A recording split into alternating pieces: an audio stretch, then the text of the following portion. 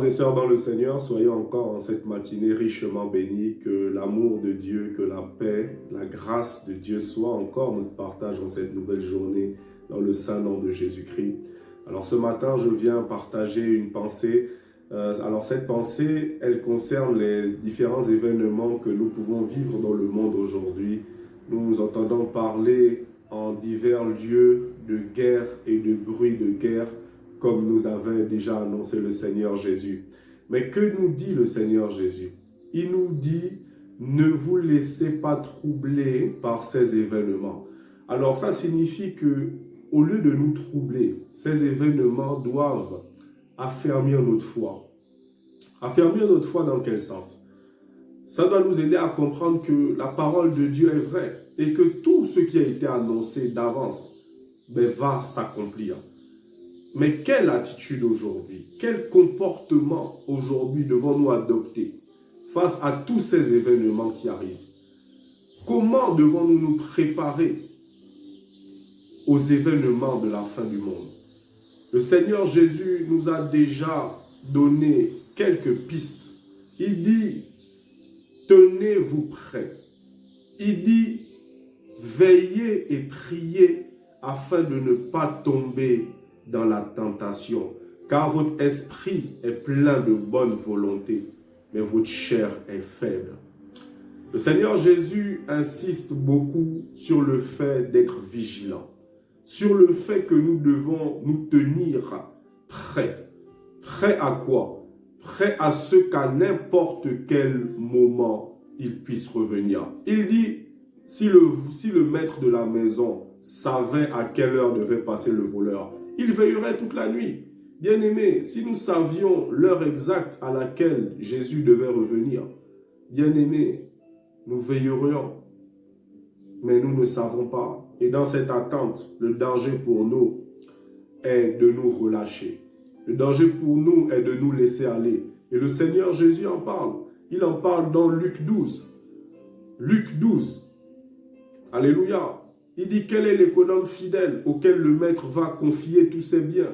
C'est celui qui reste vigilant dans l'attente. Celui qui, en attendant le retour de son maître, reste vigilant. Mais il dit, si le serviteur se met à faire n'importe quoi, s'il se met à s'égarer, il dit qu'il aura sa part avec les infidèles. Bien-aimé, la parole de Dieu est claire. La parole nous dit que Dieu ne fait pas de favoritisme. Alléluia. Alors, ô combien devons-nous faire attention dans ces temps qui sont les derniers.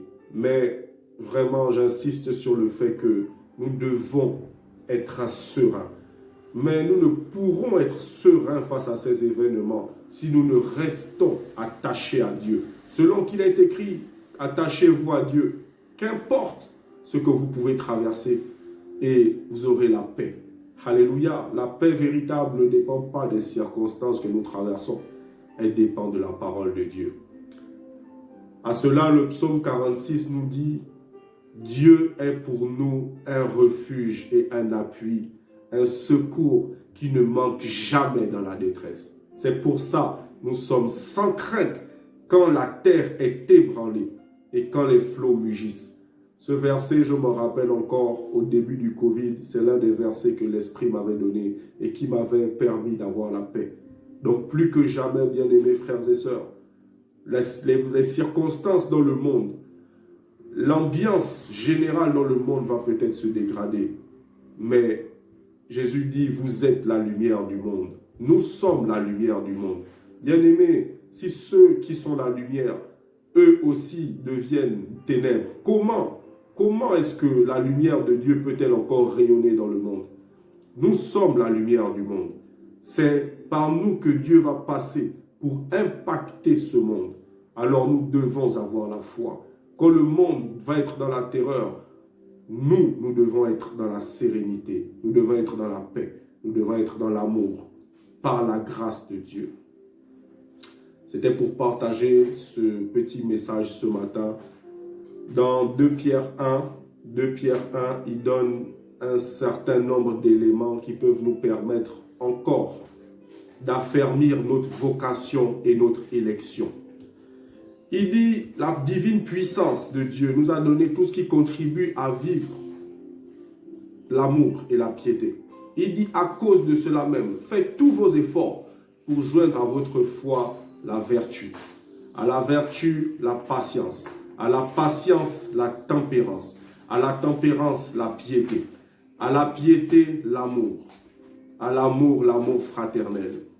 Il dit, si ces choses sont en nous et ils sont avec abondance, elles ne nous laisseront jamais oisifs ni stériles pour la connaissance de notre Seigneur Jésus-Christ. Et il dit qu'en pratiquant ces choses, nous allons affermir notre vocation et notre élection.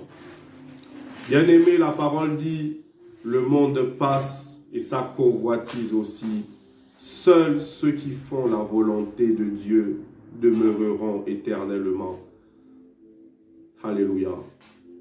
Prions Dieu qui nous accorde la sagesse et l'intelligence de rechercher sa volonté et d'accomplir sa volonté. Romains 13, pour finir, Romains 13 dit, le salut est plus proche de nous que lorsque nous avons cru. Alléluia. Il dit, il est temps enfin de nous réveiller du sommeil. Bien-aimés, nous ne savons ni le jour ni l'heure, mais nous avons une certitude. Jésus revient. Alléluia. Soyons vigilants dans l'attente de notre Seigneur.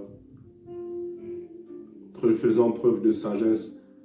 Il dit Pierre nous donne un conseil, il dit soyez sobres et trouvez toujours le temps de prier. La prière est vraiment l'élément clé qui peut nous permettre d'attendre le Seigneur dans la sérénité et dans la vigilance. Parce que l'Esprit est là pour nous guider.